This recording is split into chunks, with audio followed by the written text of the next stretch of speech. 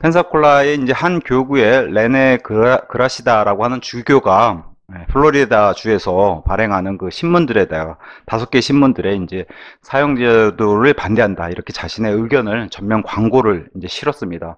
물론 사형제도를 반대하는 것 자체가 이제 반성경적이죠. 근데 이제 어, 지난 15세기 동안 로마 카톨릭이 계속해서 오히려 그 누구보다도 이 사형제도를 잘 활용했던 그런 단체 아닙니까? 근데 그것을 주교가 이제 정면으로 반박을 한 거였어요.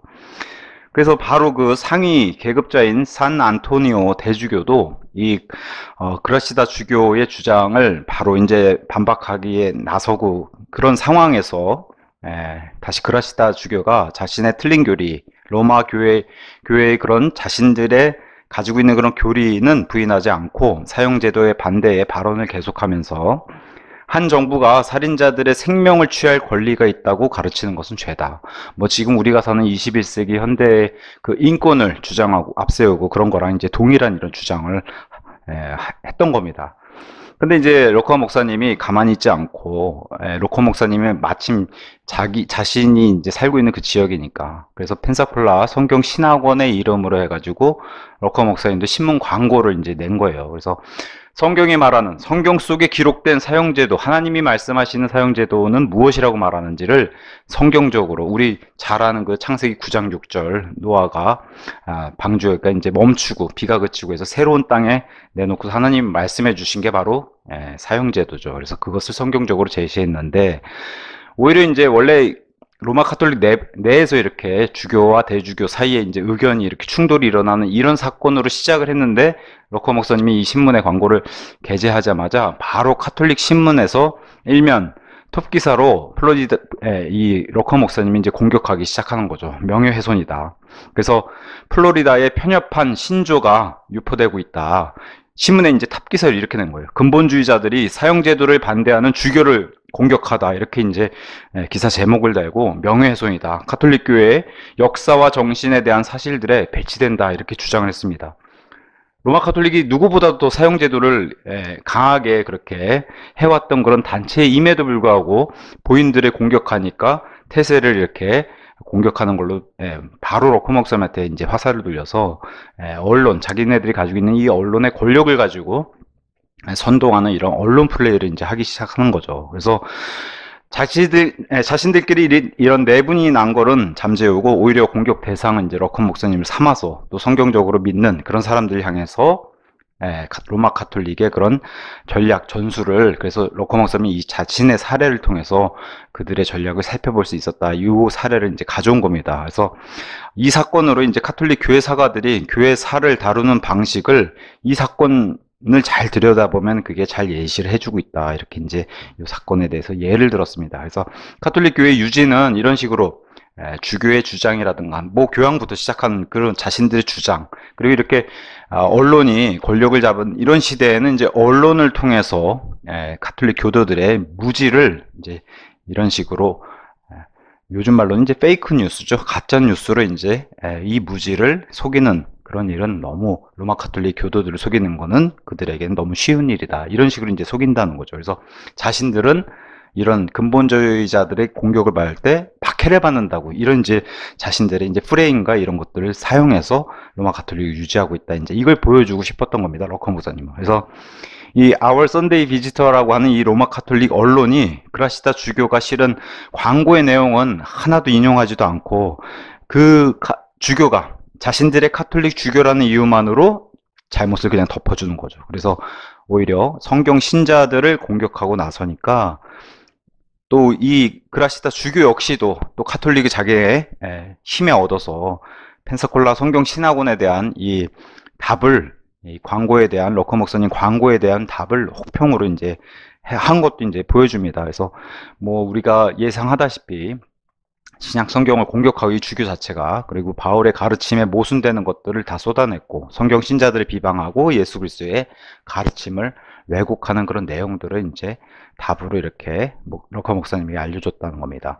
그래서 이를 통해서 알 수 있는 교훈은 카톨릭 교회 사가들이 또 이런 카톨릭 종교 지도자들이 또 카톨릭 작가들이 자기 회원들의 로마 카톨릭 교도들의 이런 무지함을 이용해 가지고 모든 결론을 다 친카톨릭적으로 이제 내버린다는 거예요. 자기들의 팔은 안으로 굽는다고 자신들의 뭐 교리라든가 이런 것들 다 덮고 잘못한 것도 덮고 심지어는 뭐 과거 중세 때 뭐 음행이라든가 심지어는 뭐 강도 사람을 죽여도 그게 다 용서가 됐잖아요. 로마 카톨릭 주교들은 일반 왕들과 세상 법으로 다스릴 수 없다라고 하는 이 로마 카톨릭 교회 법에 따라서 어쨌든 그런 모습들을 이제 이렇게 여전히 보여준다는 것을 이제 럭커 목사님이 가져왔습니다. 그래서 오히려 그라시다 주교가 사형제도를 반대하는 것이 왜 옳은지 성경적 근거를 제시하지 않았고 그들이 제시할 수도 없었고 오히려 지금까지 자신들이 주장하는 이 사랑, 종교 간의 협조, 사랑과 평화, 용서 이런 것들만 로마 카톨릭이 주장 역시나 내세우면서 성경 신자들을 비난하기만 했다. 이 사건은 이제 예시를 가져왔습니다. 럭커 목사님이. 그럼에도 럭커 목사님이 걱정하지 말라는 거예요. 로마 카톨릭은 절대 바이블 빌리버들을 고소할 수가 없다는 거예요. 왜냐면은 역사적으로 너무 로마 카톨릭이 지금까지도 그 수많은 세월 동안 사형제를 오히려 그들이 많이 했던 이런 증거가 뭐 요즘 표현으로는 차고 넘치기 때문에 걱정이 안 된다는 겁니다. 그래서 이것이 바로 AD 1700년 이후에 미국이나 영국에서 주교나 사제가 카톨릭에 대한 명예훼손 혐의로 개신교도들을 고소하지 못하는 이유가 여기 있다는 거예요. 왜냐하면 본인들이 그렇게 꺼내봐야 자신들이 오히려 손해기 때문에. 그래서 럭커 박사님 다시 얘기합니다. 카톨릭 교회는 이렇게 성경적인 진실에 침묵한다. 이 침묵은 곧 그들이 인정하는 꼴이 되는 거다라고 얘기를 하면서 그들의 속임수는 카톨릭 교도들이 자신들의 교회는 경건하고 영적이며 공정하지 못한 그런 성경 신자들로부터 자신들이 오히려 피해자고 박해를 받고 있다라고 생각하도록 이렇게 속인다는 거 자신들의 교도들을. 그러면서도 그 어떤 카톨릭 지도자도 성경 토론에 공식적으로 관여하지 않는다는 게 바로 로마 카톨릭의 입장이라는 거예요. 그래서 우리가 이제 교회사 역사 속에서 들여다보듯이 종교개혁 이후에는 급격하게 이제 필라델피아 시대로 접어들면서는 로마 카톨릭의 몰락 그런 예를 우리는 살펴볼 수 있죠. 특히나 이제 세상 국왕들을 지배했던 이 로마 카톨릭 뭐 대표적인 나라로 이제 프랑스와 스페인을 들 수 있는데 마지막 그 국왕들이라고 할 수 있는 루이 14세와 또 나폴레옹 같은 이런 군사 대국을 이끌었던 그런 역사도 이제 끝으로 해가지고 스페인, 프랑스는 이제 그런 최강국에서 밀려나서 몰락의 길을 걸었고 반면 영국은 어때요?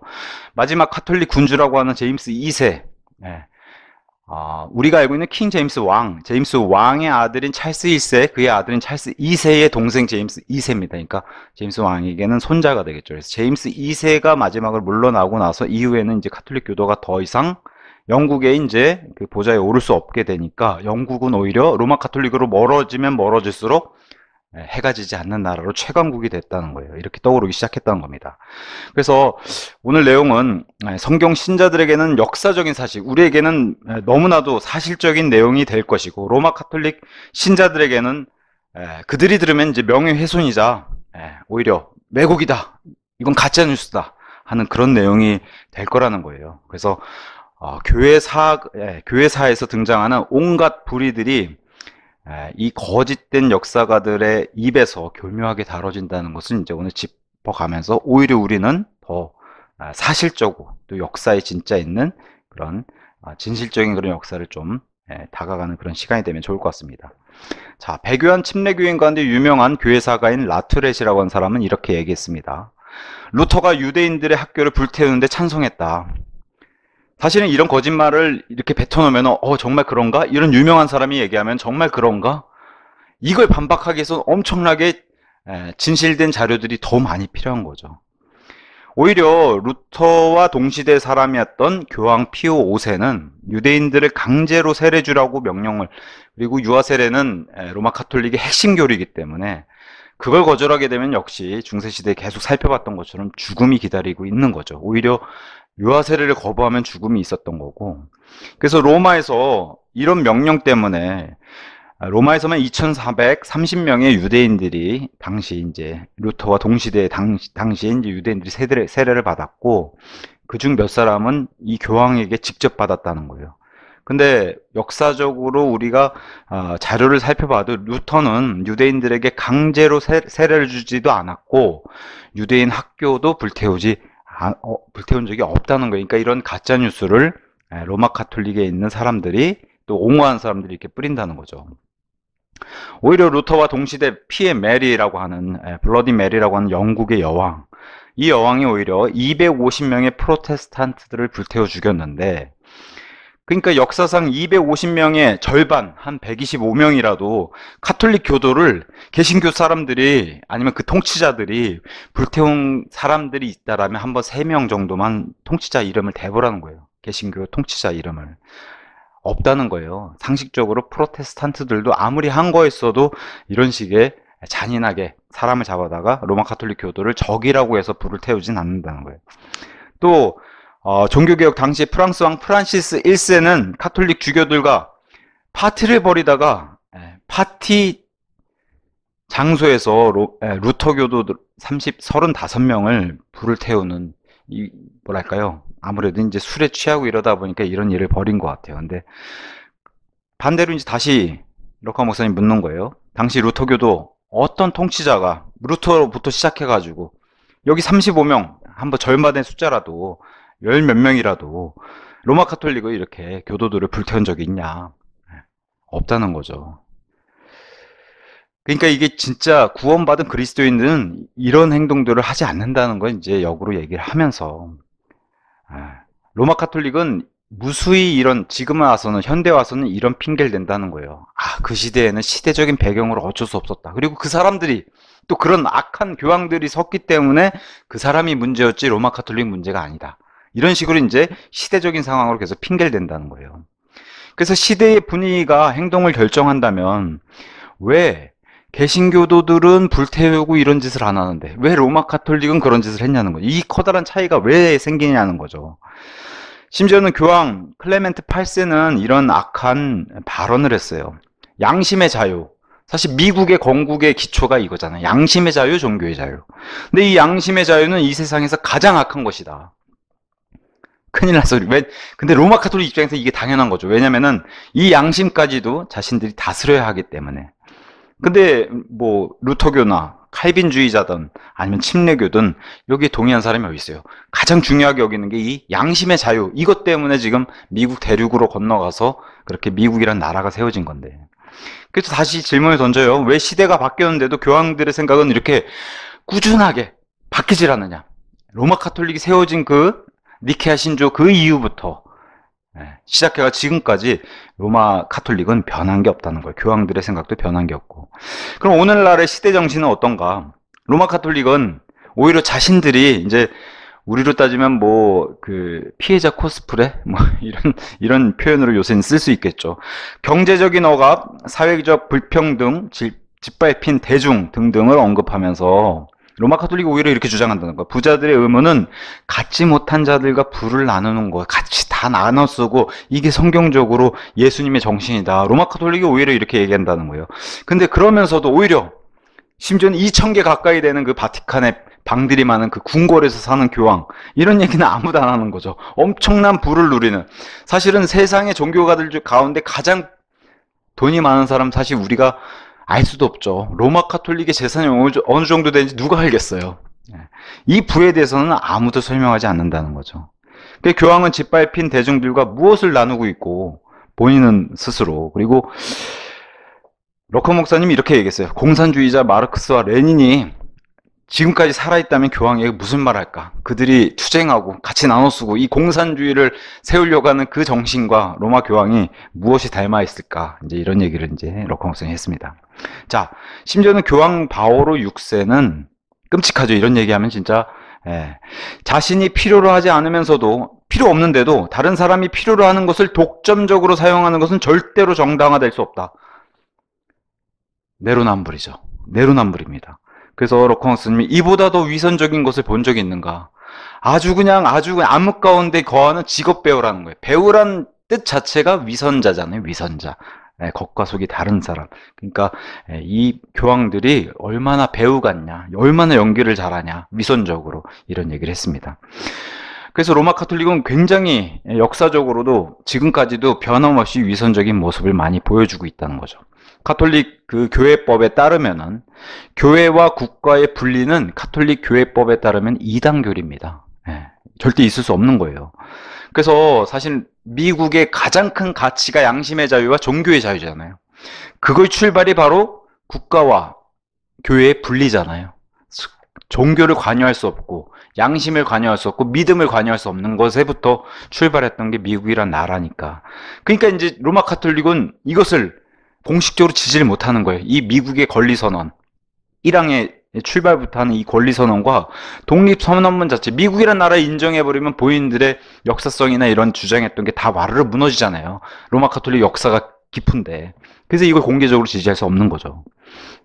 그러면서 러커 목사님이 또 이렇게 얘기했어요. 참 답답한, 미국에는 침례 교도들보다 훨씬 더 많은 숫자가 바로 카톨릭 교도들이 훨씬 더 많다, 숫자가. 근데 이 5천만 명이나 되는 미국의 카톨릭 교도들은 여전히 로마 카톨릭의 이 속내와 이런 역사도 모른 채 너무 무지하다는 거예요. 그러면서 자신의 나라를 사랑하는 이 애국심을 높이면서 이렇게 있다는 거예요. 로마 카톨릭 교도로 살아가는 그런 애국자들이 있다는 거예요. 그래서 너무 이런 모습이 이제 답답하다고 이제 얘기를 했습니다.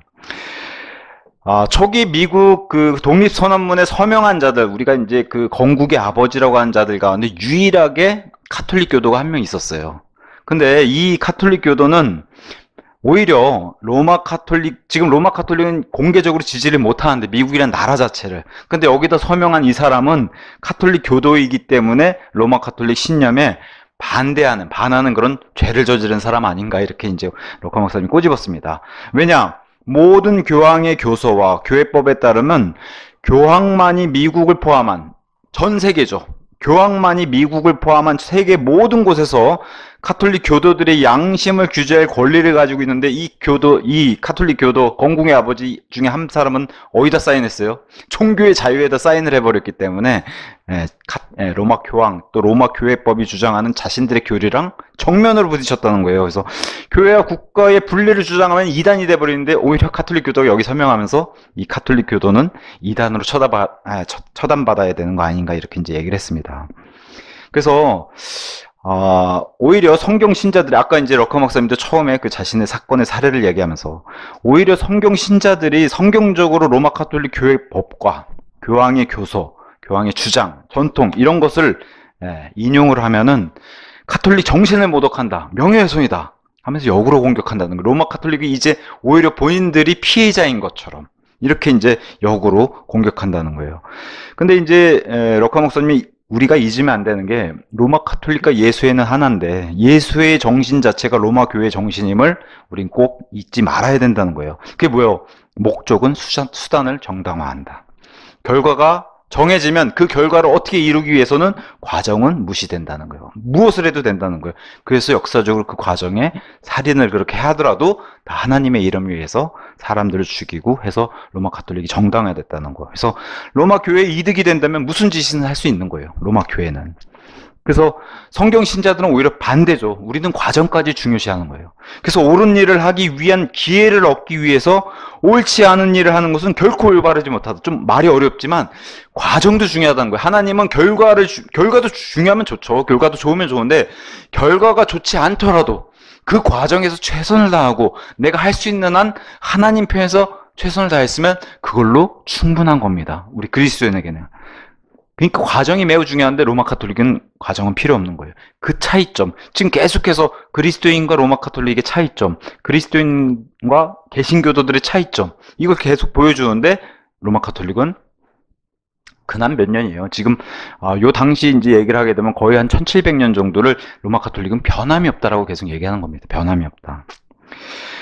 그래서 이 필라델피아 시대, 드디어 뭐 종교개혁 이후에 더군다나 이제 킹제임스 성교까지 나오고 막 이랬으니까 이제 로마 카톨릭의 세력이 굉장히 약화가 됐죠. 근데 로마 카톨릭도 가만히 있지 않아서 이 예수회를 통해서 반격을 시도하는 그런 일을 계속 보여줬다는 거예요. 그 로마 교회가 고민을 했죠.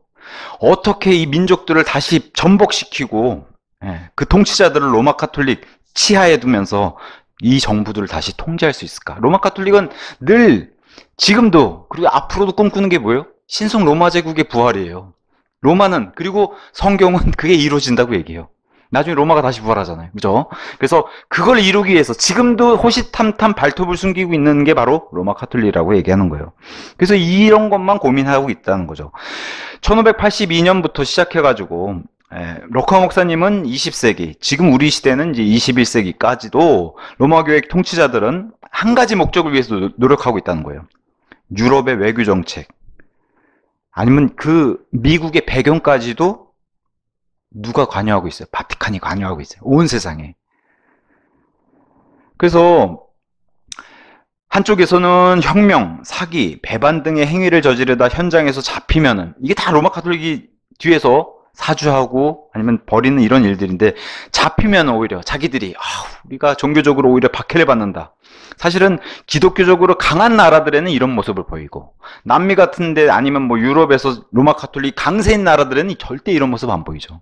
어쨌든 자신들이 좀 불리하다 싶으면 박해를 받는다고 소리를 지르고, 동시에 전쟁과 가난을 포함한 전 세계 모든 악한 일들은 우리 때문이 아니라 저 그냥 욕심부리고 저 민족주의 이런 나라 탓을 한다는 거. 악한 통치자들 때문에 오히려 로마 카톨릭이 저 나라가 잘못이다 이렇게 얘기한다는 거예요. 핑계를 이제 그렇게 된다는 거죠. 근데 교황은 자기와 관여 아니면 뭐 로마 카톨릭 치하에 자기한테 순종 안 한 나라들이 다투는 거를 더 좋아한다는 거예요. 왜 그래요?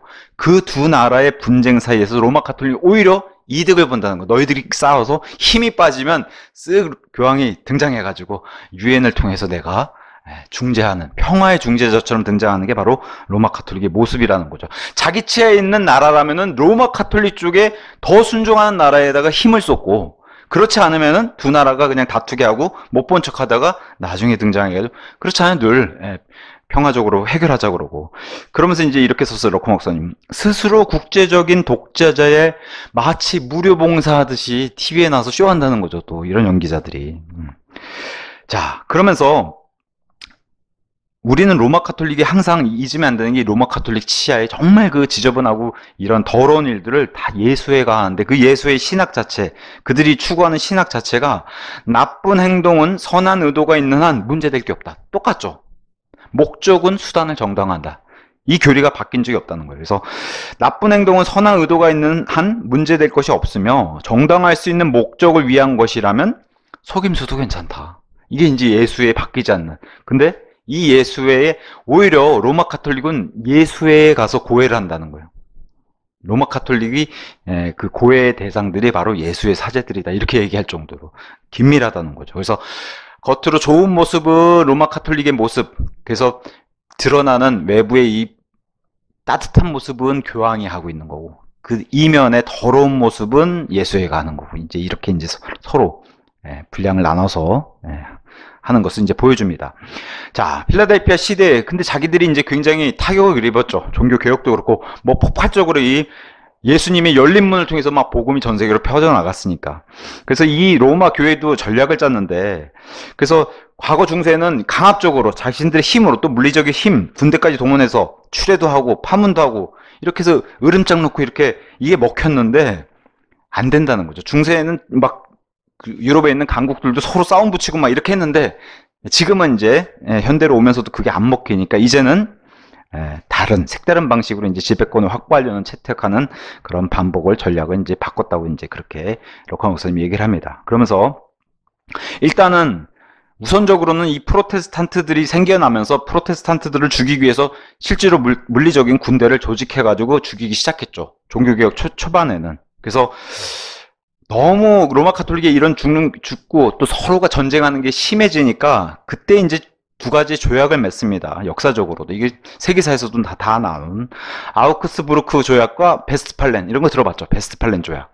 이런 거 체결하게 돼요. 로마 카톨릭과 개신교들 사이에 우리가 서로 죽이는 전쟁하지 말자, 이런 조약을 했어요. 그래서 먼저 아우크스부르크 조약 1555년, 그럼 바로 종교개혁 1517년 얼마 안 된 시간에 이런 조약을 맺은 거죠. 그러면서 로마 카톨릭과 루터교 사이에, 그러니까 독일에서 벌어진 이 조약이에요. 그래서 카톨릭과 루터교 사이의 갈등을 일시적으로 봉합하기 위해서 이런 조약을 체결했는데, 여기에도 독일의 이제 지방 군주들이 군주가 자유롭게 선택을 하면 이제 뭐 종교가 많지 않으니까 우리는 루터교를 선택하겠다. 그러면은 그 밑에 농민들도 다 루터교를 택할 수 있는 이런 조약이었어요. 로마 카톨릭 외에도 다른 종교를 해봐야 이제 루터교지만. 그래서 군주가 종교를 자유롭게 선택할 수 있는 권리를 인정해주는 조약이 바로 이 아우크스부르크 조약이었어요. 물론 농민이 나는 뭐 칼빈주의 믿고 싶다. 이게 안 돼요. 이건 안 돼요. 우리 군주가 루터교를 선택하면 나도 루터교. 우리 군주가 로마 카톨릭 선택하면 나도 로마 카톨릭. 그래서 여기서 이 조약에서 빠진 팀이 그 파가 칼빈파는 제외시켰다는 거. 너희는 선택 못해. 확실히 독일에서는 루터교가 강세였기 때문에 이런 게 있었던 것 같아요. 근데 이제 그 이후에 또 두 번째 이제 베스트팔렌 조약. 이건 1648년. 이제 킹제임스 성경이 나온 지 얼마 안 있다가 이제 생긴 조약이죠. 그래서 왜 이 조약이 또 나왔냐?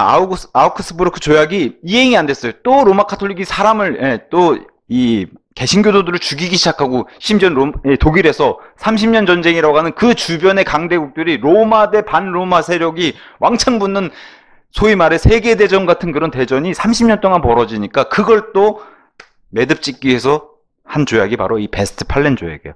영어로는 웨스트팔리아로 돼 있는데 이게 이제 독일어 발음은 베스트팔렌. 그래서 세계사 시간에 이제 베스트팔렌으로 배우는데 이런 조약을 이제 체결하게 됩니다. 근데 뭐 디모데후서 3장 3절에 나오는 것처럼 협정을 파기한 자들, 로마 카톨릭은 지키지 않아요. 늘 먼저 이런 걸 깨고, 그래서 이 조약들에 불구하고서 살상은 멈추지 않았다는 거예요. 늘 이런 걸 먼저 깨는 게 바로 로마 카톨릭에서 먼저 깼다는 거예요. 그래서 이런 역사는 굳이 이런 조약들 아니래도 살펴볼 수 있다는 거예요. 벌써 그 유명한 헨리 4세 위그노 교도들을 보호하기 위해서 또 본인도 위그노 교도가 돼가지고 낭트 칙령을 선포했던 그 헨리 4세, 시기적으로 보면 이게 바로 아우크스부르크 조약 시기인데 이런 데 깨진다는 거죠. 로마 카톨릭이 위그노들을 그냥 또 죽이고 또 위그노들의 자유를 선포하는 그런 칙령이었는데도 불구하고 바로 그냥 교황 클레멘트 8세는 가장 저주받는 칙령이다. 교황이 이렇게 얘기하면 뭐예요? 군대가 출동하고 국왕들이 출동한단 말이에요. 로마 카톨릭을 옹호하거나 친카톨릭 나라들은 바로 출동한다는 거예요. 교황의 이 한마디 때문에. 이런 일을, 그러니까 낭트 칙령은 그냥 무효화되는 거죠. 그리고 실제로 헨리 4세도 굉장히 위기를 느꼈었던 그런 역사를 가지고 있죠. 그래서 바로 헨리 4세가 내려오고 뒤이어서 루이 14세가 올라오자마자 어떻게 돼요? 친카톨릭 쪽으로 돌아서가지고 바로 로마 카톨릭으로 회귀하는, 그 배후에는 다 로마 교황이 있다는 거죠. 이런 조약들은 다 깨는 그런 역사들을 이제 보여줬다는 거예요. 독일에서 일어났던 이 30년 전쟁도 마찬가지예요. 그 배후에 로마 카톨릭, 로마 교황이 있었다는 거예요. 죽은 사람이 800만 명이에요. 그 당시에 엄청나죠. 이게 세계 1, 2차 대전도 아닌데 이 시대에 800만 명이면 어마어마한 세계 대전이 일어난 거. 그 주변의 강대국들은 엄청나게 전쟁을 벌인 거죠. 그래서 로마 교회, 또 로마 교회를 옹호하는 친카톨릭적 국왕들의 그런 나라들하고 개신교도들 아니면 반카톨릭의 이런 연합국들하고 엄청난 전쟁이 벌어졌던 게 바로 30년 전쟁인데, 이 전쟁 후에 이제 이렇게 이제 예수의 사람들이 활동하는 거죠. 예수의 학자들 2명, 라이네저하고 살메놀이라는 사람이 1649년에 바바리아주, 여기 바바리아가 우리 성경에 나오는 그 바바리안, 그 언어랑 똑같은 언어예요. 우리 고대 게르만족, 그런 사람들을 바바리안이라 부르는 거예요, 헬라어로. 여기 바바리아. 근데 이제 지금 우리가 알아듣는 단어는 동일한 단어인데 바바리아가 독일어는 바이에르미넨 들어보셨죠? 그래서 바바리아와 바이에른이 같은 말이에요. 그래서 이 바바리아 잉골슈타트에 있는 대학 이름도 그 당시에 바바리아 대학이었어요. 여기서 이제 예수의 사람, 그러니까 예수회가 단순히 사람들 죽이고 살해하고 이런 일들만 가담하는 게 아니라 실질적으로 어디를 파고들어요? 전 세계의 대학교를 세우는 이 일에 파고들어요. 우리나라도 있잖아요, 서강대. 근데 이제 전 세계, 여기 독일에서도 바바리아 대학을 세워가지고 여기서 이제 약 100년 뒤에 졸업생들 중에 가장 뛰어난 사람인 아담 바이스 하우프트, 한번 들어봄직한 그런 이름이에요. 아담 바이스 하우프트. 이 사람이 이제 예수의 회원이고 엄청나게 우수한 졸업자인데, 여기서 이제 이런 일루미나티 창설하는 이런 열매를 맺게 되는 거죠. 그래서 이런 일들이 예수회에서 이제 곳곳, 전 세계 곳곳에서가 기독교, 반기독교적인 친카톨릭적인 이런 지식적으로도 이런 열매들을 많이 맺는 이런 일들을 보여줍니다. 그래서 아니나 다를까 이런 열매를 맺는 이 바바리아 대학교는 나중에는 개신교도들을 가르칠 수 없는 아예 법으로 만들어서 이제 통과됐고, 그래서 그러다 보니까 자연스럽게 바바리아 주민들은 로마 카톨릭 신자로 성장할 수밖에 없는, 흡사 뭐랑 닮았어요? 이슬람 교도들하고 비슷하죠. 수를 처음엔 소수로 와서 자기네들이 힘을 키우고 수를 불리다가 수가 많아지면 자신들의 그런 이슬람 교도의 법을 주장하기 시작하고 막 그런 일들이 벌어지잖아요. 그러니까 종교적인 문제로 막 다가오고 그런 거랑 흡사 비슷한 모습이 이제 보이는 거죠. 그래서 신성 로마 제국 국왕 루돌프 2세 이런 사람들도 아우크스부르크 조약 이런 것들 그냥 파기해 버린다는 거예요. 로마 카톨릭 쪽에 있는 사람들이. 그래서 이런 일도 있었다고 해요. 독일 바바리아에 역시 같은 지역인데 인구 85% 정도의 개신교인이 있는 마을에, 어마어마한 숫자죠. 이 정도면 그냥 개신교 마을이죠. 근데 여기에 이제 뭐랄까요? 엄청나게 이제 화를 부르는 이런 카톨릭 퍼레이드, 우리로 따지면은 뭐 기독교인들이 모여 사는데 동성애 축제해라 뭐 이런 거랑 똑같은 거죠.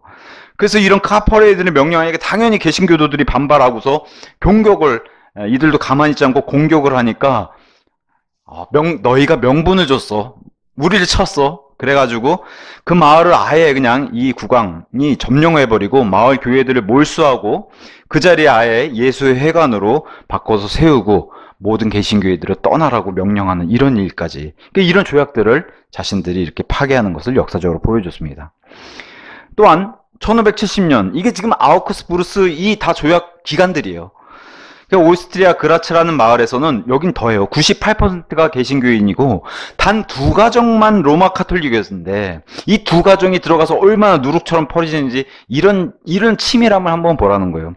2가정밖에 없었던 이 마을에 예수에는 당시 국왕 찰스 대공을 설득해가지고 이곳에 카톨릭 대학교를 세우게 만들고 궁궐과 대학에 카톨릭 신자들만 직원으로 채용하는 이 법을 만들었더니 사람들이 어떻게 해요? 궁궐이나 이런 좋은 직업을 가지려면 카톨릭 교도가 될 수밖에 없는 거예요. 우리로 따지면 뭐 좋은 직장 있으면 어디를 반드시 거쳐야 된다면 그리스도인들도 막 양심 버리고 그럴 수 있듯이 여기도 똑같은 거예요. 카톨릭 신자, 정말 그 믿음이 카톨릭 믿는지 안 믿는지 모르겠지만 어쨌든 카톨릭 신자로 고백하고 궁궐이나 대학에 들어가서 이 좋은 직장을 차지하려고. 그러다 보니까 어떻게 해요? 점점점 더 좋은 자리들, 여기 보면 정부 요직 이런데 로마 카톨릭 교도들만 앉히는 이런 일들을 자꾸 만들고 수로 불려가니까 아예 좀 있으면 어떻게 해요? 또 장악하죠. 그라츠 시민은 카톨릭 신자여야만 한다는 법을 아예 재정 공포해버려요. 그리스도인들은 살 수가 없게. 그러면서 그 뒤를 이은 페르디난트라고 하는 유명한 황제가 그라츠에 아예 그냥 개신교회들을 폐쇄하고 800명의 개신교 지식인들을 이제 고향에서 축출해서 이제 아예 출애시키는, 마을에 떠나게 만든 이런 결과를 뭐 정해져 있는 결말이죠. 이런 파기들을 보였다는 거예요. 또 베스트팔렌 조약에서는 교황 이노센트 10세 같은 사람은 이 베스트팔렌 조약을 파기했는데 이렇게 얘기했다는 거예요. 어떤 국가 간의 조약이든지 거기 들어있는 어떤 반카톨릭 조항은 모두 무효다. 어디 감히 너희가 로마 카톨릭의 법에 대항하고 이런 것들을 조약으로 협정을 맺어가지고 로마 카톨릭에 도전한 이런 거죠. 이런 선언을 먼저 이렇게 깬다는 거죠. 심지어는 20세기의 로마 카톨릭 제2차 바티칸 공회 같은 데서는 오히려 로마 카톨릭이 과거의 중세 암흑시대 이런 건 다 잊었는지 이렇게 얘기했다는 거예요. 교회가 종교로 인해 인간을 괴롭히는 그 어떤 행위도 그리스도의 사상에 어긋나는 것이기에 그것을 징벌하는 바이다. 이러면은 암흑시대에 살았던 바이블 빌리버들이 만약에 부활하면 무슨 얘기 하겠어? 속이 터져. 어떻게 저렇게 얼굴색 하나 안 변하고 저렇게 뻔뻔할 수 있을까? 그러지 않겠어요? 그러니까 로마 카톨릭의 이런 양면성, 이 성경적으로 표현하면 뭐 양의 탈을 쓴 늑대죠. 양의 탈을 쓴 늑대. 이런 식으로 접근해가지고 하나님의 양들을 잡아먹는다는 거죠. 또한 로마 카톨릭은 자신들의 믿음, 로마 카톨릭적인 믿음이 있든 없든 그건 상관없다는 거예요. 데카르트라고 하는 유명한 철학자가 있잖아요. 이 철학자를 로마 카톨릭이 승인했는데, 물론 데카르트는 예수의 대학에 공부를 한 사람인데, 그럼에도 데카르트는 그리스도를 부인하는 그런 철학자였다는 거예요. 성경도 거부하고 믿음이 없는 사람이죠. 로마 가톨릭 교도도 아니에요. 그럼에도 불구하고 이 데카르트한 사람이 칼빈과 루터를 대항하고 공격하는 이론을 펼친다는 그런 이유만으로 반갑다, 너는 우리 편이구나 해서 승인했다는 거예요. 그러니까 굉장히 뭐랄까요, 유동적이고, 그렇죠. 그러니까 로마 가톨릭은 과정은 괜찮은 거예요. 결말만 좋으면 정당화되는 거예요. 목적이 정당화되는 거죠. 라틴 아메리카, 우리가 알고 있는 남미, 중미, 뭐 북미까지, 미국을 제외하면은 로마 가톨릭이 대성공을 했죠. 사실은 뭐 미국이라는 나라가 워낙 거대하고 워낙 강력해서 그렇지, 그 밑에 있는 수많은 나라들은 다 로마 가톨릭이 먹었잖아요.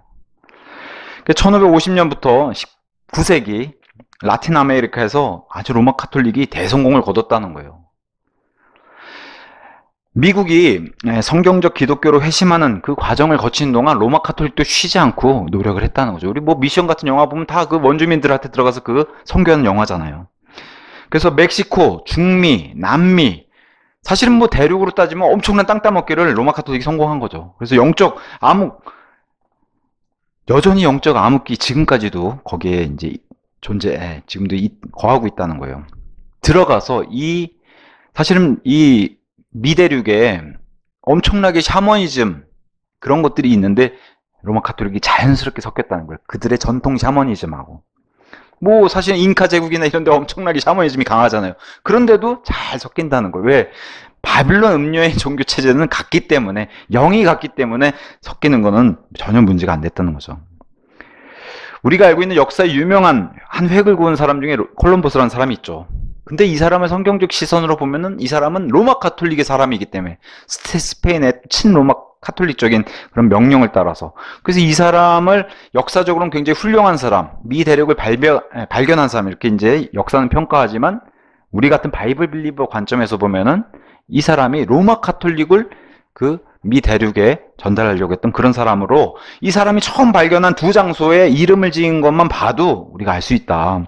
산살바도르, 뭐 많이 들어봤죠. 엘살바도르의 수도 산살바도르. 그래서 이게 보통 우리가 얘기하는 세인트입니다. 산. 남성 앞에 붙는 게 산, 여성 앞에 붙는 게 산타. 그래서 우리 뭐 샌프란시스코도 똑같죠. 그 살바도르는 우리가 알고 있는 그 세이비어, 구원자, 세이베이션하고 비슷한 어원이에요. 그래서 성자, 구원자, 예수님을 위해서 이런 이름을 처음 지었고, 이게 이제 자신은 인도를 찾아갔다가 그 인도인 줄 알고 지은 이름이 이건데, 나중에 보니까 여기가 미 대륙이어서 이제 서인도 제도라는 이름을 붙였죠. 인도는 아닌데. 그 다음에 이제 붙은 게 이제 산타 마리아 데라 콘셉시온. 이건 뭐 이름이 좀 어렵긴 해도 거룩한 잉태하신 성녀 마리아라는 뜻이에요. 산타 마리아 데라 콘테시온. 그래서 이 산타 마리아, 아예 콜럼버스가 타고 온 배 이름도 산타 마리아예요. 성녀 마리아. 산타는 여자 앞에 붙는 우리가 얘기하는 성자, 성인 그런 뜻이에요. 거룩한. 그래서 수태한 성녀 마리아, 뭐 이렇게 이제 뭐 우리가 해석할 수 있겠죠. 그래서 콜럼버스가 타온 배 이름도 산타 마리아고, 그래서 이 사람이 얼마나 카톨릭적인 로마 카톨릭 교도인가를 우리가 다시 한번 생각해 봐야 된다는 거예요. 그러면서 이 콜롬비아가 이 서인도 제도, 미 대륙에 프란체스코 수도승들을 데려갔다는 거예요. 그러니까 이 세계적인 역사로는 대륙을 발견한 그런 엄청난 뭐 탐험가로 그렇게 평가를 받지만, 우리 입장에 보면은 로마 카톨릭을 선교하러 가는, 그쪽에 퍼뜨리러 가는 그런 사람이다라는 걸 잊지 말아야 된다는 거죠. 그래서 심지어는 그 당시에 교황이 미국 대륙 전체를 아예 통으로, 스페인의 카톨릭 국왕회가 아예 그냥 개인 소유로 줘버려서 나중에 이것을 땅 따먹게 하는데 네덜란드든 뭐 영국이든 포르투갈 이런 나라들이 굉장히 애를 먹었다는 거예요. 왜냐면 거긴 다 유럽의 교황의 치하에 있으니까 이걸 먹기 전쟁하는. 그래서 지금도 뭐 하와이라든가 아니면 괌 이런 데는 뭐 스페인의 영역 그 유물들이 많잖아요. 나중에 이제 미국 영어로 바뀌었지만 그런 것들도 그렇고, 미국에 있는 웬만한 무슨 아까도 샌프란시스코 이거 다 뭐 산안토니오 다 이게 스페인 말들이잖아요. 다 그런 것들이 로스앤젤레스 다 이게 스페인 말들이잖아요. 그러니까 그런 역사들이 가지고 있다는 거예요. 왜? 교황이 다 그렇게 스페인 국왕한테 이런 나라를 미대려고 줘버렸기 때문에. 그래서 아까 제2 바티칸 공회 선언을 받는데 제일 바티칸 공회 1869년에서 70년에 일어났던 교황 피오 9세가 주도했던, 또 그 이후에 이제 교황 레오 13세의 교서를 통해서도 로마 교회의 권력을 한번 들여다보면 여전히 변하지 않는, 로마 교회는 모든 정치가와 통치자들의 미술, 음악 및 교육을 통제하기 위해서 카톨릭 교회법을 강제로 집행할 수 있는 권위를 갖고 있으며, 전 세계 다 로마 카톨릭은 다 이 바티칸의 이 치하에 있죠. 치리하에. 그래서 사상과 어휘와 행동을 지도할 능력도 갖고 있다라고 선언한 게 이 바티칸 공회예요. 자유가 없어요. 로마 카톨릭은 자유가 없다라고 선언하는 거예요.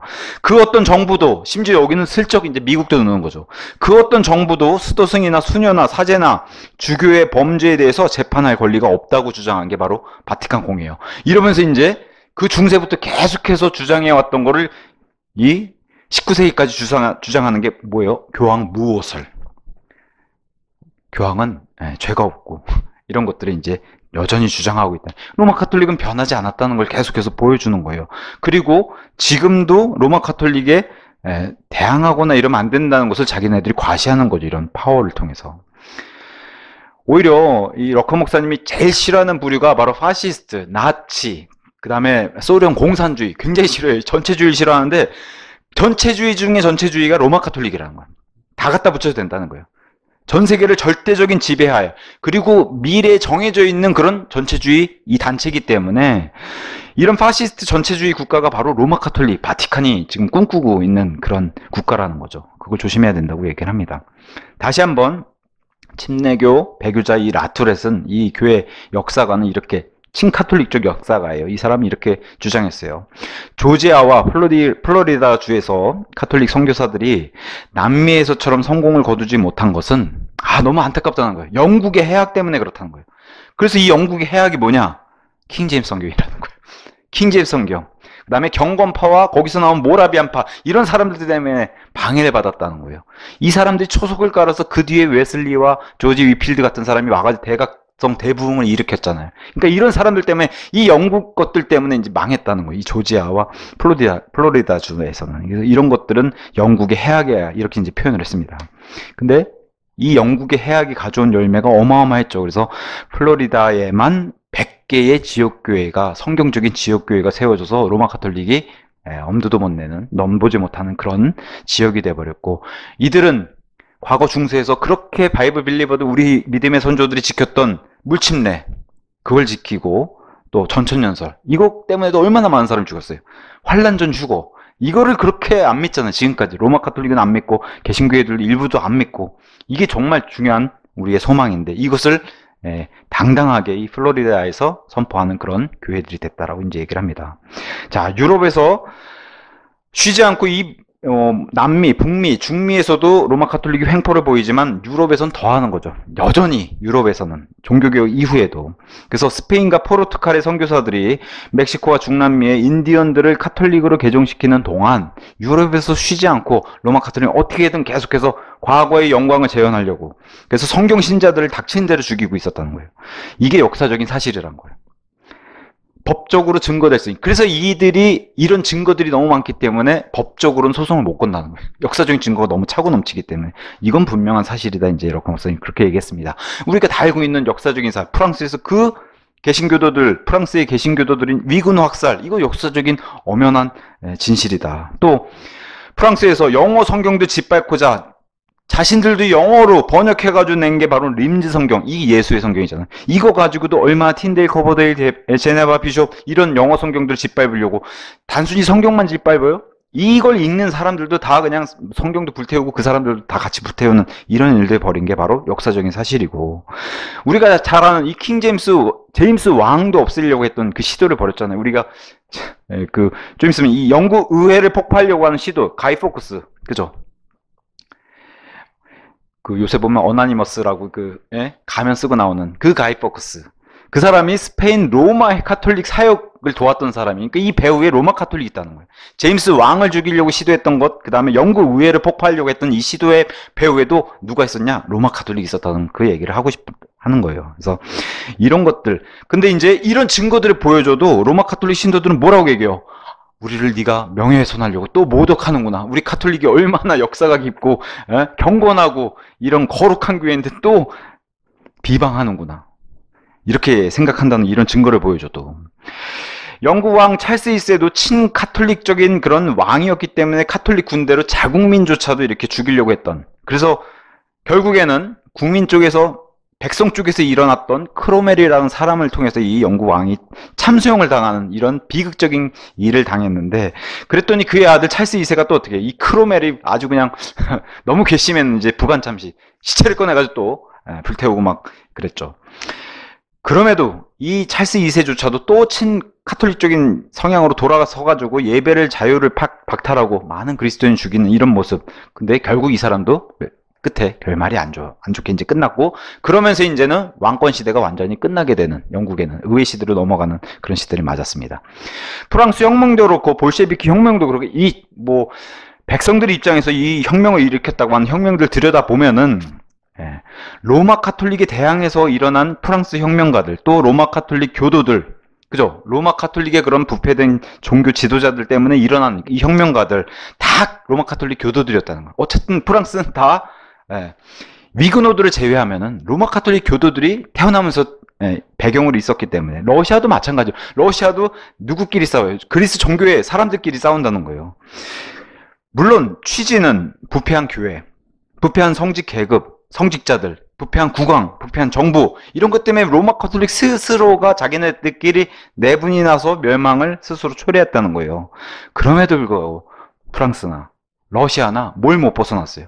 종교적인 틀까지는 못 벗어났다는 거예요. 벗어나도 로마 카톨릭 치하에, 그죠? 지금까지도. 러시아도 벗어나도 정교회 안에서 여전히 머물러 버렸다는 거예요.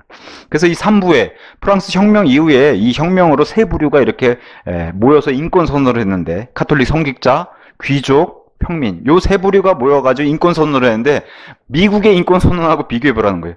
배경에 미국의 권리 선언에는 침례교회가 단단히 뿌리와 기둥으로 배경에 있었기 때문에 미국의 권리 선언이 그 빛을 발했는데, 여기 프랑스 선언은 참 자유를 위해서 잃어버렸다는 거죠. 그래서 로마 카톨릭 배경, 그러니까 프랑스는 90%가 로마 카톨릭 배경이었기 때문에 오히려 이런 인권 선언을 해버리니까 무신론적. 왜냐면 유럽은 또 이런 게 덮어버렸잖아요. 찰스 다윈의 진화론, 그 다음에 계몽주의, 이성사상, 이런 게 덮어버리니까 당연히 이제 배교와 비성경적인 그런 색채로 가고, 프랑스 인권에서는 그 자유가 하나님이 주신 자유가 아니라는 거예요. 미국의 선언 자체랑 완전히 격이 다르다는 거죠. 미국에는 하나님이 주신 그 기독교적인 성경적인 자유를 외쳤고, 여기는 하나님이 주신 자유가 아니라 인본주의 사상, 내가 먼저고 너는 다음이다, 이게 원칙이었고, 추후에 그래서 제한군주제, 왕권제도가 무너지고 어쨌든 프랑스도 제한군주제와 해방된 모든 시민, 좋은 취지 같았는데 결과적으로는 다 돌아갔다는 거예요. 로마 카톨릭 성직자들 아직도 남아있으니까 그 성직자들을 위해서 세금을 내야 되는 이런 게 여전히 남아있던 이런 것들이 이제 여전히 남아있다, 이제 이런 게 안타깝다 이제 얘기를 했습니다. 그래서 프랑스 혁명이든 볼셰비키 혁명이든 간에 배후에 로마 카톨릭이 포기를 안 하는 거예요. 특히나 프랑스 혁명 이후에도 내정을 로마 카톨릭이 간섭해가지고 이후에 나폴레옹, 이 프랑스 혁명 이후에 잘 해보자고 하고 10년밖에 못 갔어요. 그 위에 일어난 사람이 나폴레옹이요. 나폴레옹은 또 어디로 갔어요? 바로 교황에게 갔어요. 그래서 교황과 밀약을 체결하고, 아주 신실한 카톨릭 교도였기 때문에 나폴레옹이. 이런 것들은 히틀러나 이탈리아의 무솔리니, 이런 파시즘하고 똑같다. 다 로마 교황에게 가서 다 손을 잡고 이런 거다, 뒤에는 다. 그래서 로마 카톨릭은 한 번도 변한 적이 없다. 변하지도 않고 변한 적이 없다. 심지어는 로마 카톨릭의 미래도 다 정해져 있다는 거예요. 그래서 어떤 교황도 유럽에서의 자신들이 원하는, 로마 카톨릭이 원하는 평화가 아닌 이상은 진짜 평화는 원하지 않는다는 거예요. 그들이 말하는 평화는 로마 카톨릭 안에서 교황이 좌지우지하는 그런 평화라는 거예요. 로마 카톨릭이 원하는 그 얘기하는 평화, 그런 거죠. 유토피아. 우리 힘으로 할 수 있다. 그게 이제 후천년, 무천년주의랑 다 맞물려 들어가는, 인간이 잘 살 수 있는 이런 왕국, 황금시대, 유토피아, 이런 걸 우리가 만들 수 있다. 그리고 로마 카톨릭이 온 세상을 로마 카톨릭화 시키면은 예수님 온다, 이런 거잖아요. 로마 카톨릭 주장도. 그거는 다 거짓말이라고 얘기하는 거예요. 그래서 유럽 국가들 간의 전쟁의 원인, 로마 카톨릭에서는 민족주의, 저 나쁜 통치자들, 이렇게 핑계를 대는데, 그렇지 않다는 거. 로마 가톨릭이 쾌제를 부른다는 거죠. 속에서 나라들끼리 싸우면 오히려 쾌제를 부른다는 거죠. 그래서 평화를 유지하거나 화평하지 못하도록 교황들이 오히려 뒤에서 이런 전쟁들을 부추겨서 발생하는 그 역사 뒤에 늘 로마 가톨릭이 있었다는 거예요. 로마 가톨릭은 계속해서 그 역사 내내 거짓말이었죠. 선행을 해야지만 구원을 받는다. 일주일에 미사 한 번이라도 빠지면 구원을 잃어버린다. 이런 식의 이제 자신들의 교리를 주장하면서, 그러면서 이 종교는 지금까지도 계속해서 거짓말을 하고 있고, 문서 위조하는 거는 뭐 사도들이 썼다는 건 뭐 맨날 우르르 내놓고 다 거짓말들이잖아. 이런 문서 위조하는 건 일도 아니고, 조약을 파기하고, 아까 계속해서 조약들, 협정 맺으면 뭐예요? 먼저 파기하고, 재산을 훔치고, 과거에 이제 과부들, 재산 많은 과부들 마녀 재판으로 다 넘겨서 그거 다 주교들이 다 가지고 그랬잖아요. 전쟁을 일으키고 자기네들이 불리하면 또 타협하고 서로 미워하게 하고 암살 음모를 꾸미고 심지어 제임스 왕도 죽을 뻔했잖아요. 그죠? 진짜 하나님이 보호하사 제임스 왕이 살아나요. 죽으면 맞지 않은 거죠. 서로 시기하게 만들고 사기와 속임수를 일삼으면서 자신들의 욕심과 목표를, 그죠? 목표를 이루기 위해서는 수단, 방법, 가릴 거 없는 그런 욕심과 목표를 이루려고 날뛰고 있었고 앞으로도 그럴 것이다. 로마 가톨릭의 목표는 뭐예요? 신성 로마 제국의 부활이에요. 이건 변함이 없어요. 앞으로도 그게 변함이 없을 거고. 그래서 미래, 대환란에는 뭐예요? 이 신성 로마 제국이 부활하는 거예요. 누구와 함께? 종교 지도자와 정치 지도자. 그래서 두 짐승이 일어나는 거예요. 그래서 그 수도를 계시록 17장에 나와 있는 것처럼 물이 앉아있는 그 로마에 먼저 둘 것이고, 예루살렘에서는 두 증인과 전쟁을 벌이는 예루살렘에 그런 일들이 있을 거고, 또 예루살렘에 가서 왜 이 짐승이 예루살렘에 가요?